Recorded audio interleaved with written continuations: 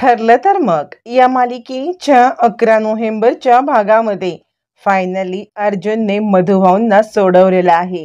किती क्लुप्त्या, किती युक्तिवाद आणि किती ते अभ्यास करत त्याने एक एक पॉइंट कोर्टामध्ये जबरदस्त मांडत या एपिसोडमध्ये धमाल उडवून टाकलेली आहे.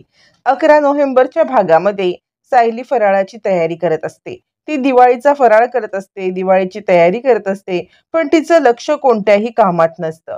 हे कल्पनाच्या लक्षात येतं आणि कल्पना तिला म्हणते, काय ग सायली, अगं तुझं लक्ष कुठे आहे? परत तुझं आणि अर्जुनचं काही भांडण झालंय का? यावरती आता इकडे सायली म्हणते, नाही आई, असं काहीही नाहीये. यावरती कल्पना म्हणते, तू मधुभाऊंच्या केसचा विचार करतेस का? पण मला 100% खात्री आहे की अर्जुन मधुभाऊंना लवकरात लवकर सोडवेल. तू त्या गोष्टीचा विचार करू नकोस. त्यावरती आता इकडे सायली सांगते, आई, माझा देवी आईवरती विश्वास आहे. देवी आई कधीच काही चुकीचं होऊ देणार नाही. यावरती कल्पना म्हणते, हो, आणि तू अर्जुनवरती पण विश्वास ठेव. बघ, त्यांनी तुमच्या आश्रमाचा स्टे सुद्धा परत आणला की नाही? ती जागा आता महिपत शिकरे यांच्या घशात जाण्यापासून थांबवली ना, त्यामुळे तू काळजी करू नकोस. सगळं काही ठीक होईल. अर्जुन आपले 100% प्रयत्न करेल आणि या सगळ्यामध्ये मधुभाऊंना सोडवेल. तू नको चिंता करूस. आता सायली या विषयावरती काहीही बोलणं टाळते आणि ती आता सांगतच नाही की आपण काय ऐकलंय किंवा अर्जुन सर ही केस उशीर करायचं म्हणतायत, आणि ती सांगते, माझा देवी आईवरती पूर्णपणे विश्वास आहे. तोपर्यंत विमल म्हणते, सायलीताई, अहो बेदाणे कुठे आहेत? आपल्याला सारणात टाकायचे आहेत ना? यावरती सायली सांगते, विमलताई, अहो सारणामध्ये बेदाणे आणि पिस्ता हे दोन्ही टाकण्यासाठी मी इकडेच घेतले. कल्पना म्हणते, सायली, तू एक काम कर बरं, सारणामध्ये थोडे पिस्ते जास्तच टाक, कारण अर्जुनला पिस्ता आवडतो. सायली सांगते, ठीक आहे आई. असं म्हणत सायली आता फराळाची पुन्हा तयारी करायला लागते, पण तिचं मन कुठेतरी मधुभाऊंच्या याच्यामध्ये अडकलेलं असतं. तोपर्यंत कोर्टाची हिअरिंग सुरू होते. अर्जुन आणि चैतन्य हे दोघं जण काहीतरी डिस्कस करत असतात. त्यांचा एक महत्वाचा पुरावा येणं बाकी असतं आणि त्या पुराव्याची ते दोघं जण वाट पाहत असतात. तोपर्यंत कोर्टात मधुभाऊंना जेलमधून आणलं जातं. मधुभाऊ रागातच महिपतीकडे पाहतात आणि त्यानंतर अर्जुनकडे येतात. महिपतीकडे रागाने पाहिल्यावरती महिपती पण त्यांच्याकडे रागाने पाहत असतो. तोपर्यंत अर्जुन म्हणतो, मधुभाऊ, तुम्ही चिंता करू नका. आज काहीही झालं ना तरी तुम्हाला मी घेऊन जाणार आहे. आज तुम्हाला या जेलमधून मी सोडवणार आहे. असं म्हटल्यावरती मधुभाऊ म्हणतात, जावई बापू, माझा तुमच्यावरती विश्वास आहे, पण सायली का नाही आली? यावरती अर्जुन म्हणतो, सायलीला थोडं महत्वाचं काम होतं आणि त्यामुळे सायली नाही आले, पण आज तुमची आणि सायलीची मी भेट घडवून आणणार आहे. तुम्ही बिलकुल चिंता करू नका. अर्जुन एकदम कॉन्फिडंट असतो की काहीही झालं तरी आज मधुभाऊंना आपण सोडवणार म्हणजे सोडवणार. आणि अर्जुन मधुभाऊंना आता विटनेस बॉक्समध्ये उभं राहण्यासाठी सांगतो. मधुभाऊ विटनेस बॉक्समध्ये उभं राहायला गेल्यावरती चैतन्य आणि अर्जुन या दोघांचं डिस्कशन सुरू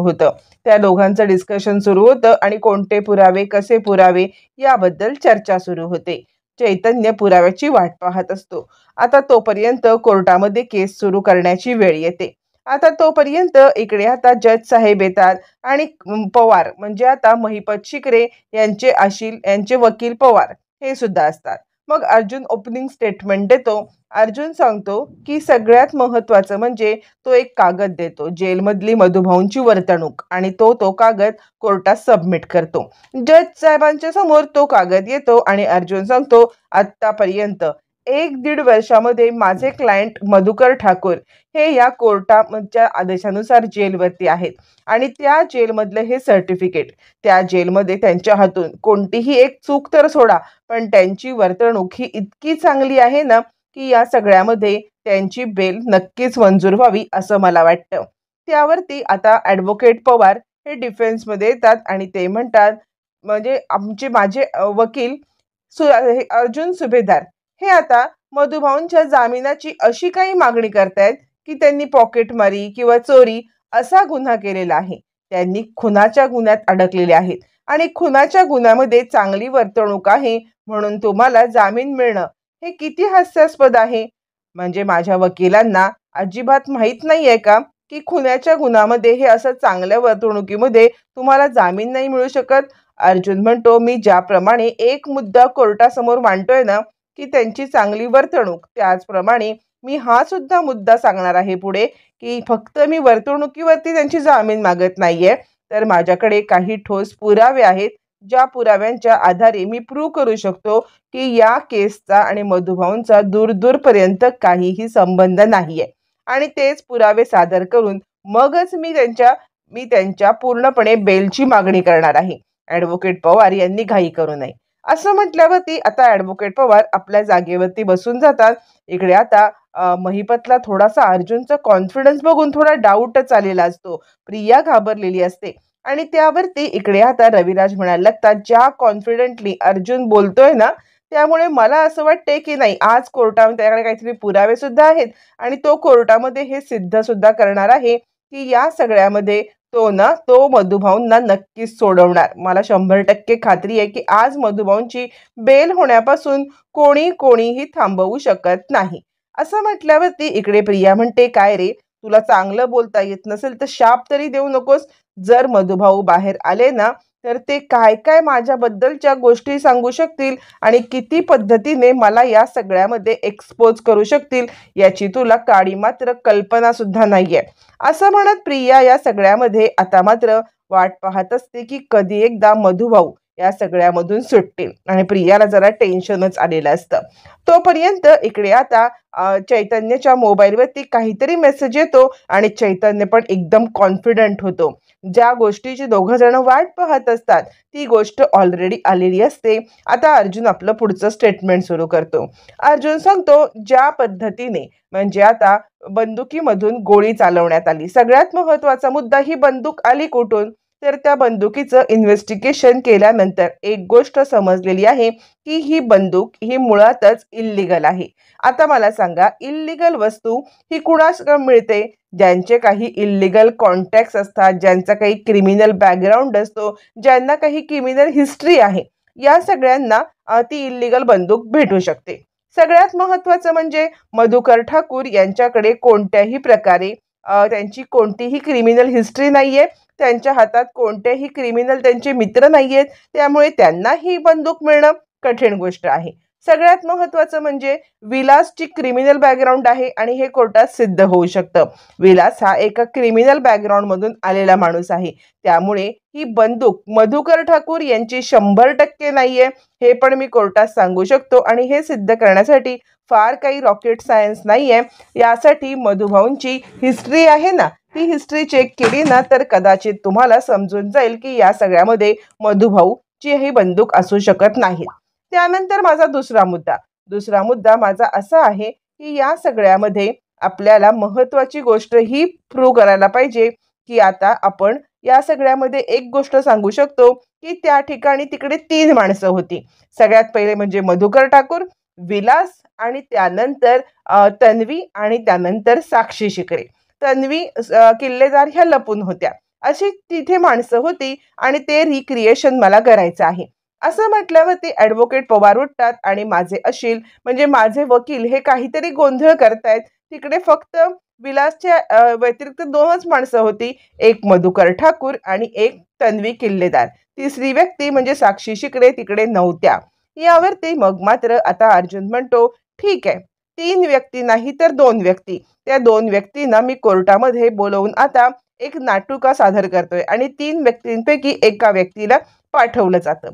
आता एका व्यक्तीला तिकडे पाठवल्यानंतर इकडे 2 व्यक्तींच्या मध्ये हातामध्ये बंदूक दिली जाते आणि त्या हातामध्ये बंदूक दिल्यावरती एक व्यक्ती असते लेफ्टी आणि एक असते उजव्या हाताने चालवणारी किंवा उजवा हात वापरणारी.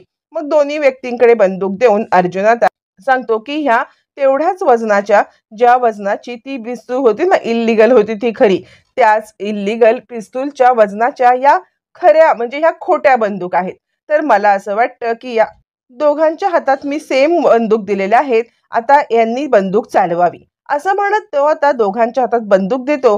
जो लेफ्टी असतो तो लेफ्ट हाताने बंदूक चालवतो, जो राईटी असतो तो राईट हाताने. अर्जुन म्हणतो, हे बघा, म्हणजे आपल्याला त्या फॉरेन्सिक रिपोर्टमध्ये हे सिद्ध झालेलं आहे की बंदुकीची गोळी उजव्या हाताने झाडलेली आहे, कारण त्याची जी पोझिशन आहे ना, ती उजव्या हाताने झाडल्यावरती जशी पोझिशन येते तशी आहे. आणि माझे अशील मधुकर ठाकूर हे मुळातच लेफ्टी आहेत. आता सुद्धा आपण ते पाहू शकतो. जो माणूस डाव्या हाताने बंदूक चालवतो तो लेफ्टी आहे, कारण त्याच्या उजव्या हातात तेवढा जोरच नाहीये किंवा तेवढा तो ताकद उजव्या हाताने काढू शकत नाही जेवढी डाव्या हाताने काढतो. आणि सेम सेम जो माणूस उजव्या हाताने काम करतो तो उजव्याच हाताने बंदूक चालवणार. आणि माझे मधुकर ठाकूर हे पूर्णपणे लेफ्टी आहेत. त्यामुळे एक मुद्दा अजून खोडून निघतो की या सगळ्यामध्ये त्यांनी गोळी चालवलेली नाहीये, हे सुद्धा सिद्ध होतं. असं म्हणत एक एक करत आता अर्जुन आपापले पॉइंट मांडत चाललेला असतो आणि कोर्टामध्ये पॉइंट अगदी चपखल बसत असतात. आता जज साहेबांना किंवा पवार वकिलांना कोणताही पॉइंट डिनाय करण्यासाठी आता मात्र हेच नसतं. हे सगळं झाल्यावरती आता इकडे पवारांना काय करावं सुचतच नसतं. त्यांना आता या सगळ्यामध्ये काहीतरी बोललंच पाहिजे. त्यावरती पवार म्हणतात, हे असं लेफ्टी राईटी हे काही ह्याच्याखाली काही मधुकर ठाकूर हे खुनी नाहीयेत हे सिद्ध नाही होत आहे. हे कोर्टामध्ये डावपेच खेळण्यासाठी अर्जुन सुभेदार कोणतेही पॉइंट उचलून काढतायत. यावरती अर्जुन म्हणतो, कोणतेही पॉइंट काय काय याच्यामध्ये मी खोटं बोलतोय? मधुभाऊ लेफ्टी आहेत ही गोष्ट खोटं बोलतोय की लेफ्टी माणूस लेफ्ट हातानेच बंदूक चालवतो आणि राईटी माणूस राईट हातानेच बंदूक चालवतो हे खोटं बोलतोय? यातली कोणतीही गोष्ट खोटं नाहीये. आणि क्रिमिनल बॅकग्राऊंडचं म्हणाल तर साधं आपण पोलीस रेकॉर्ड काढला तर क्रिमिनल बॅकग्राऊंड समजून जातो. विलासचा पण समजेल आणि मधुभाऊंचा पण समजेल. असं म्हणत आता अर्जुनने बरोबर पॉइंट टू पॉइंट पवार वकिलांना आता पूर्णपणे ताब्यात आणलेलं असतं. पण पवारांना काहीतरी डिफेन्स करायचाच असतो ना. त्यामुळे आता पवार सांगायला लागतात, हे बघा, पण त्या बंदुकीवरती फक्त आणि फक्त मधुकर ठाकूर यांचेच ठसे उमटलेले आहेत. त्यामुळे ही गोष्ट डिनाय होऊ शकत नाहीये की मधुकर ठाकूर यांनी गोळी चालवली नाही. असं म्हणत पवार खाली जाऊन बसतात. तोपर्यंत आता चैतन्यने ज्या रिपोर्टची अर्जुन वाट पाहत होता ते रिपोर्ट हातामध्ये आणून दिलेले असतात. आणि फायनली या सगळ्यामध्ये आता पुढचं स्टेटमेंट अर्जुनचं येतं. अर्जुन म्हणतो, मला सुद्धा तेच म्हणायचं आहे. हे आहेत त्या बंदुकीच्या ठस्याचे रिपोर्ट. असं म्हणत अर्जुन बंदुकीच्या ठस्याचे रिपोर्ट समोर देतो आणि तो सांगतो, आत्ताच वकिलांनी जे सांगितलं ना, पवार वकिलांनी, ते 100% तंतोतंत खरं आहे. म्हणजे या सगळ्यामध्ये जे काही बंदुकीचे ठसे होते ते ठसे फक्त आणि फक्त मधुकर ठाकूर यांचेच होते. हे डिनाय करणं शक्यच नाहीये. हे फक्त मधुकर ठाकूर यांच्या बंदुकीचे म्हणजे यांच्या हाताचे ठसे त्याच्यावरती होते. पण तिकडे एक तिसरा साक्षीदार म्हणजे तिसरी व्यक्ती सुद्धा होती आणि ती होती तन्वी किल्लेदार. तन्वी किल्लेदार यांनी आता त्यांच्या स्टेटमेंटनुसार त्या लपून बसल्या होत्या आणि त्यांनी हे पाहिलं की मधुभाऊ त्यांनी बंदुकीची गोळी चालवली. पण सगळ्यात महत्त्वाची गोष्ट, फॉरेन्सिक रिपोर्ट जे मी आता तुमच्या ताब्यात दिलेले आहेत त्या रिपोर्टनुसार ज्या वेळेला मर्डरचा हा सगळा सीन झाला त्यावेळेला ती बंदूक ही विलासच्या अगदी जवळ होती, चिटकून, म्हणजे इतकी जवळ, त्याच्या अगदी जवळ. मग ज्या वेळेला दुसरा माणूस ती गोळी चालवतो तेव्हा ती बंदूक इतक्या जवळून चालवणं हे खूप कठीण असतं. थोडीशी लांबून चालवायला लागते कारण आपल्याला पण आपला बचाव करायचा असतो. पण ही बंदूक एकदम टच होऊन होती. त्याचा अर्थ असा होतो, एकतर विलासची आत्महत्या असू शकते किंवा हा सीन पूर्णपणे बदललेला असू शकतो. पवार या सगळ्यामध्ये ऑब्जेक्शन घेण्यासाठी येतात पण अर्जुन या वेळेला पवारांना काही बोलूच देत नाही. कारण अर्जुनकडे असे काही मुद्दे असतात की तो या वेळेला फटाफट एकावर एक अगदी पॉइंट टू पॉइंट मुद्दे मांडत असतो आणि शेवटी अर्जुन पॉइंटवरती येतो. आता जे पवारांनी सांगितलं ना त्यानुसार बंदुकीवरती ठसे फक्त मधुभाऊंचे होते. तन्वी किल्लेदार यांच्या स्टेटमेंटनुसार मधुभाऊ आणि विलास यांच्यात झटापट झाली. विलास त्यांच्याकडून बंदूक काढून घेत होता. मग मिलॉर्ड मला हे सांगा, जर ती बंदूक आता विलास काढून घेत होता, ती बंदूक विलासच्या इतकी जवळ पडली होती, तर मग त्याच्यावरती विलासचे ठसे का नाहीत? म्हणजेच पुरावे मॅनिपुलेट करण्याचा प्रयत्न केलेला आहे. हे पुरावे मॅनिपुलेट करताना आता पूर्णपणे कोणीतरी व्यक्ती होती की ज्या व्यक्तीने ते बंदूक पुसली. ती बंदूक पुसून पुन्हा मधुभाऊंच्या हातात ठेवली आणि आता हे सगळं केलंय. प्रिया घाबरते आणि तिला सगळा क्राईम सीन आठवतो. जे अर्जुन बोलतोय ते 100% खरं आहे हे तिला समजतं की यामध्ये साक्षीने खून केला. मग साक्षी निघून गेली. साक्षी निघून गेल्यावरती आपण ती बंदूक घेतली, ती पुसली, ती मधुभाऊंच्या हातात ठेवली. त्यामुळे त्याच्यावरील साक्षीचे ठसे मिटवण्याच्या नादामध्ये आपण फक्त मधुभाऊंचे ठसे ठेवले आणि स्टेटमेंट हे दिलं की विलास त्यांच्या हातातून बंदूक काढून घेत होता. आता प्रियापुरती घाबरते. आपलं काही खरं नाही. या साक्षीला वाचवण्याच्या गडबडीमध्ये आपण या जंजाळात अडकलोय हे तिला अचूक समजतं आणि या जंजाळातून बाहेर पडायचं कसं हे मात्र माहीत नसतं. आता कोर्टामध्ये एक पॉइंट सिद्ध होतो की पुरावे मॅनिप्युलेट केलेत आणि कोणीतरी बंदूक पुसली. आता इकडे अर्जुन सांगायला लागतो, तुम्ही मला एक गोष्ट सांगा, तन्वी किल्लेदार या लपून सगळं पाहत होत्या. विलास तिथे मृत्युमुखी पडलेला होता. मधुभाऊंच्या हातामध्ये बंदूक होती. मग आता पुरावे मॅनिप्युलेट करणारी तिसरी व्यक्ती कोण? म्हणजे या दोघांच्या व्यतिरिक्त म्हणजे विलास हा झाला मर्डरर, त्यानंतर मधुभाऊ आणि तन्वी किल्लेदार यांच्या व्यतिरिक्त तिसरी व्यक्ती होती ती म्हणजे साक्षी शिकरे. साक्षी शिकरे तिकडे होती आणि साक्षी शिकरेनेच या बंदुकीवरचे ठसे पुसले. ती बंदूक मधुभाऊंच्या हातात दिली असं म्हणत अर्जुन पॉइंट टू पॉइंट बोलत आता प्रियाऐवजी साक्षीचं नाव घेतो. म्हणजे ऍक्च्युली प्रियाने पुसलेले असतात ठसे, पण तो साक्षीकडे पॉइंट आउट करतो. साक्षीकडे पॉइंट आउट केल्यावर पवार लगेच तणबडत उठतात. कारण जर आपण केस जिंकलो नाही तर हा मधुकर ठाकूर म्हणजे आता हा महिपत शिकरे आपल्याला बाहेर जाऊन जिवंतच मारून टाकेल. त्यामुळे पवार उठतात आणि पवार पोटतिडकीने बोलायला लागतात, अर्जुन सुभेदार काय बोलताय तुम्ही? म्हणजे ती तिसरी व्यक्ती साक्षी शिकरेच होती कशावरून? आणि आपल्याच पॉइंटमध्ये पवार अडकतात. इकडे अर्जुन म्हणतो, म्हणजे तुम्ही हे मान्य करताय ना की तिसरी व्यक्ती होती? आता पवारांना बोलायला काही सुचतच नाही, कारण पवारच बोललेले असते की ती तिसरी व्यक्ती साक्षी शिकरे होती कशावरून? म्हणजे तिसरी व्यक्ती होती. तिसरी व्यक्ती होती म्हणजे या दोघांच्या व्यतिरिक्त अजून कोणीतरी आश्रमात होतं. मग ते कोण होतं? आणि हा पॉइंट अर्जुनने सिद्ध केलेला असतो. अर्जुन म्हणतो, म्हणजे ॲडव्होकेट पवार आहेत ना, हे जवळजवळ माझीच केस लढतायत. ते प्रत्येक पॉइंट टू पॉइंट मलाच मदत करतायत. बघा ना, म्हणजे स्वतःहूनच ते म्हटलेत की तिसरी व्यक्ती होती, म्हणजे तिसरी व्यक्ती ही साक्षी शिकरेच होती. हे सुद्धा प्रूव्ह करायला हरकत नाहीये, कारण त्या रात्री साक्षी शिकरे कुठे होती किंवा त्या रात्री साक्षी शिकरे कोणत्या डेफिनेट ठिकाणी होती याचे पुरावे त्या कोर्टासमोर सादरच करू शकल्या नाहीत. अर्जुनने पॉइंट टू पॉइंट आपला पॉइंट मांडत इकडे इथपर्यंत मधुभाऊंना सोडवण्यापर्यंतची जवळजवळ 99% जर्नी पूर्ण केलेली असते.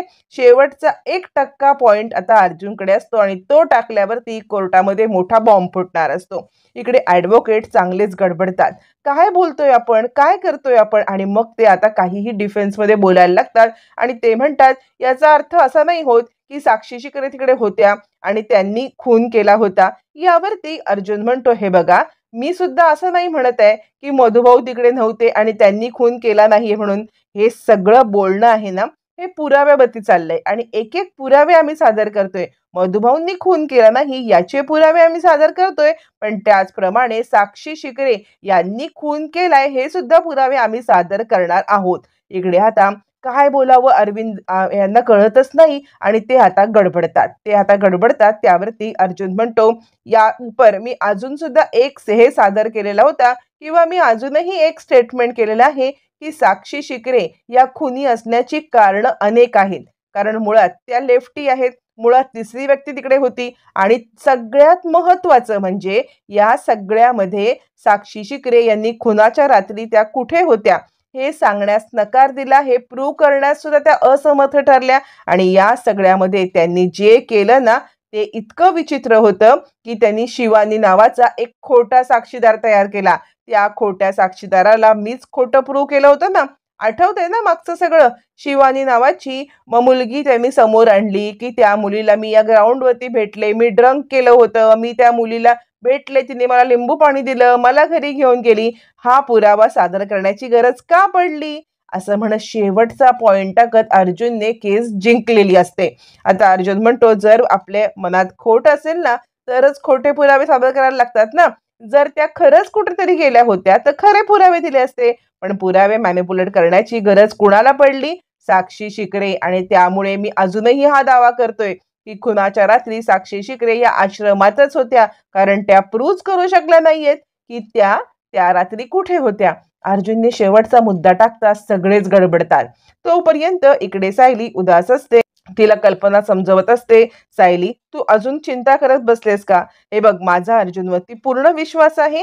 तो या सगळ्यामध्ये मधुभाऊंची केस लढणार म्हणजे लढणार, मधुभाऊंना न्याय मिळवून देणार म्हणजे देणार. आणि त्यामुळे तू कोणत्याही बाबतीत स्वतःला त्रास करून घेऊ नकोस. एक गोष्ट लक्षात ठेव, या सगळ्यामध्ये अर्जुन ही केस लढणार आहे. यावरती सायली सांगते, मला देवी आईवरती पूर्ण विश्वास आहे. माझी देवी आई मधुभाऊंना या सगळ्यामध्ये काही होऊ देणार नाही आणि मधुभाऊ आमची प्रत्येक दिवाळी खास करण्यासाठी आता मात्र खूप हे करायच्या आणि ज्या वेळेला ते मधुभाऊ आमच्यासाठी खूप काही करायचे, त्यावेळेला आम्हाला त्यांच्यासाठी काहीच करता येत नाहीये ना, ही जी भावना आहे ना, ही भावना मला खूप त्रास देते आहे आणि यामुळे मला खूप त्रास होतो. असं म्हटल्यावरती आता इकडे कल्पना सांगते, हे बघ, तुला या सगळ्यामध्ये त्रास होणं साहजिक आहे.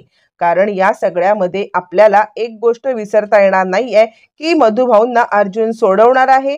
सोडवून मधुभाऊंना अर्जुन आता घरी आणणार आणि त्यामुळे तू कोणत्याही प्रकारची चिंता करू नकोस. अर्जुन येईल इकडे आणि तू फक्त देवाच्या इथे बस. तुला जे मन शांत नाहीये ना तुझं, ते मन शांत करण्यासाठी तू देवाच्या इथे जाऊन बस आणि आता तिकडे गेल्यावर तुझं मन शांत होईल. असं म्हणत आता इकडे कल्पना सायलीला देवाच्या इथे बसायला सांगते, जेणेकरून तिच्या मनात जी हुरहुर चाललेली आहे, ती हुरहुर आता या सगळ्यामध्ये कुठेतरी शांत होईल. तोपर्यंत इकडे आता अर्जुन सांगतो, पॉइंट टू पॉइंट बोलायचं झालं तर अरविंद पवार यांच्याकडे तसा कोणता मुद्दाच नाहीये की साक्षी शिकरे या त्यांच्या आशील या निर्दोष आहेत आणि माझ्याकडे अनेक पुरावे आहेत की मधुभाऊ ठाकूर हे निर्दोष आहेत. मग असं असताना ज्याच्या सोबत पुरावे नाहीयेत तो बाहेर मोकाट फिरतोय आणि ज्याच्याकडे पुरावे आहेत तो जेलमध्ये चढतोय असं मला वाटत नाहीये. त्यामुळे हे इतके पुरावे मी सादर केल्यानंतर मधुकर ठाकूर यांची बेल पूर्णपणे होऊन यांना या सगळ्यामध्ये आजच्या दिवसाला त्यांना बेल मिळून जामिनावरती ते बाहेर यावेत, ही माझी एकच इच्छा आहे. असं म्हणत अर्जुनने पॉइंट टू पॉइंट सगळे मुद्दे मांडत मधुभाऊ कसे निर्दोष आहेत, साक्षी कशी या सगळ्यामध्ये दोषी आहे, संशयाची सुई साक्षीकडे आहे, मधुभाऊंकडे नाही, हे सगळे पुरावे सिद्ध करत कोर्टासमोर एक जबरदस्त असा एक छाप पडलेली असते, जेणेकरून जज साहेबांना डिनाय करायला आता हेच नसतं की या सगळ्यामध्ये मधुकर ठाकूरांना बेल मिळणार नाही. फायनली मधुभाऊ हसत असतात, अर्जुनकडे पाहत असतात, अर्जुनच्या डोळ्यात पाणी असतं. डोळ्यात पाणी आणून अर्जुन सांगतो की या क्षणी मधुकर ठाकूर यांची बेल जामीन करण्याशिवाय आता कोर्टाकडे कोणताही पर्याय नाही आणि तसंच घडतं. कोर्टाकडे पर्यायच नसतो. फायनली जज साहेब आपलं वर्डिक्ट सुनावतात. अर्जुनचं क्लोजिंग स्टेटमेंट झाल्यावरती जज साहेबांचं वर्डिक्ट येतं की या सगळ्यामध्ये दोन्ही पक्षांच्या बाजू ऐकल्यावरती मधुकर ठाकूर यांना खरंच दोषी मानणं हे कितपत योग्य आहे हे समजत नाही आणि त्यासाठी त्यांची बेल मंजूर करण्यात यावी. मधुभाऊंची बेल मंजूर करून अर्जुनच्या डोळ्यातील पाणी पुसत अर्जुन आता मधुभाऊंकडे पाहतो. फायनली अर्जुन सायलीकडे मधुभाऊंना कसं घेऊन जाणार, आपलं वचन कसं पूर्ण करणार, पाहणं फारच रंजक ठरणार.